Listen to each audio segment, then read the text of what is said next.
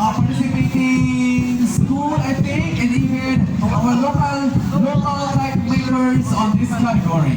We also have here in our parade, joining our parade is the picture art category. As you can see, partner, very unique and creative heights along the way. Wow! Let's also acknowledge our media partners, Mr. Nelson Juliana from GMA.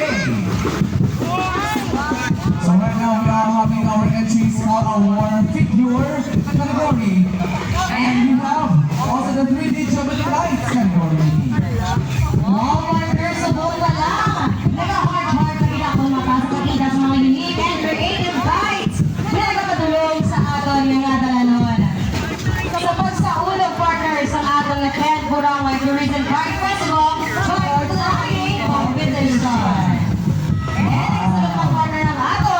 Category ang aton nga Badumoy Kai category na may aras ang baba na nagkabigit sa ilang banner. Correct!